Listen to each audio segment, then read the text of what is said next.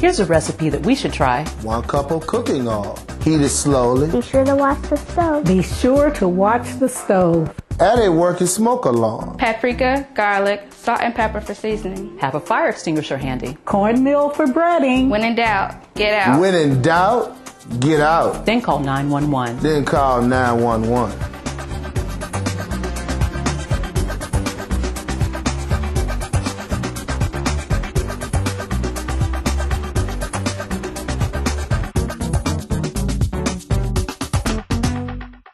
Hello, I'm Joseph Muhammad, President of the International Association of Black Professional Firefighters.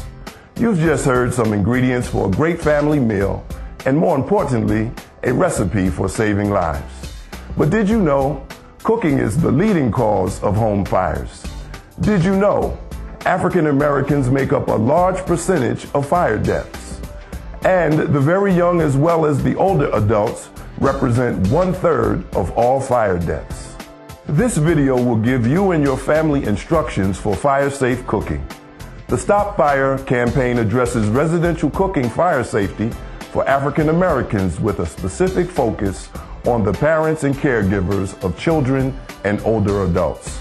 With your help, the Stop Fire campaign will help reduce home fires, injuries, and deaths associated with cooking. Now here's my colleague, Wilfred Anderson, and a family who will help you understand this simple recipe for saving lives. Thank you, and remember to always cook safely. I was frying fish one Friday evening, and I stepped away from the stove for just a few minutes. You won't believe what happened. I heard the smoke alarm, and I ran into the kitchen. I found the pan on fire. I didn't know what to do, so I just told everyone to get out of the house, and we called 911 from my neighbor's house. The kitchen was a disaster, but I'm just happy my family got out alive. Now, that was close. Fortunately, they got out of the house alive. As you've just heard, having a working smoke alarm can save the lives of you and your family. But watch this next scene to find out what you should do in case of a grease fire.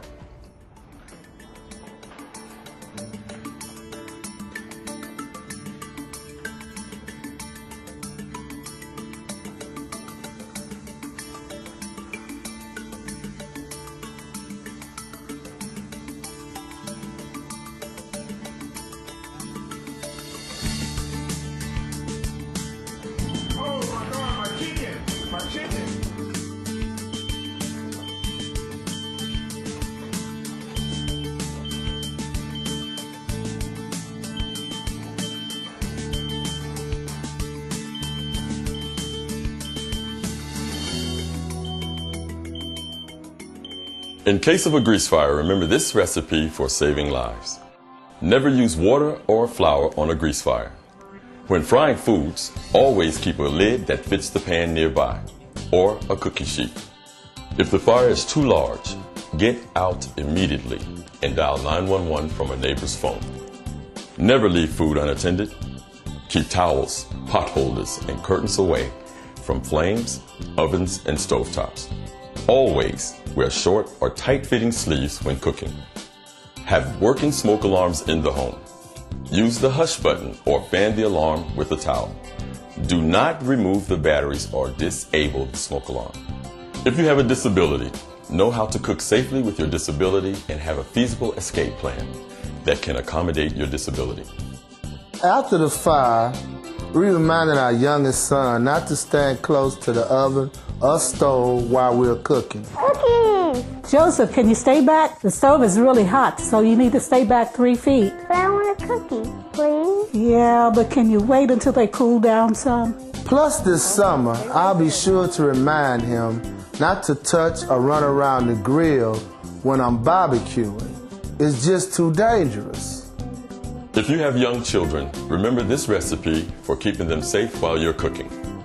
Keep children at least 3 feet away from any place where hot food or drink is being prepared or carried, such as an oven, stove, grill, or turkey fryer. Never hold a child while cooking. Designate a kid-free zone. Place hot items far away, out of reach of small children. I'm old enough to make some of my snacks, so I learned what to do in case there's a problem when I'm making my favorite grilled cheese sandwich in the toaster oven.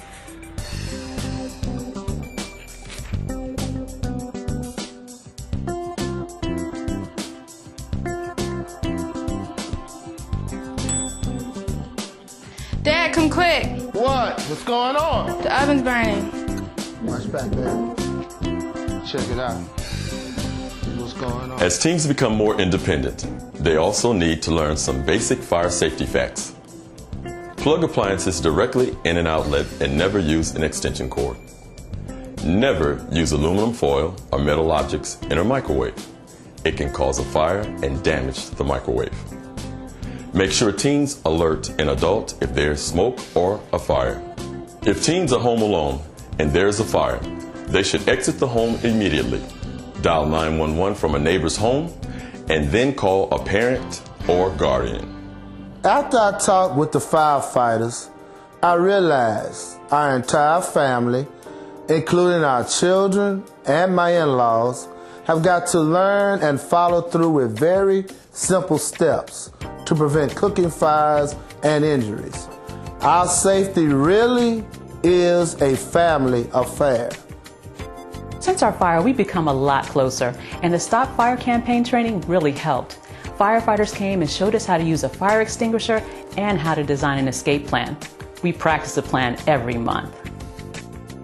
A few more ingredients that will help your family's recipe for saving lives include: prepare and practice an escape route with the entire family, including special instructions for children, seniors, and those with disabilities. Purchase a fire extinguisher and be trained on the proper use and maintenance of the extinguisher. If your clothes catch fire, stop, drop, and roll. When in doubt, get out.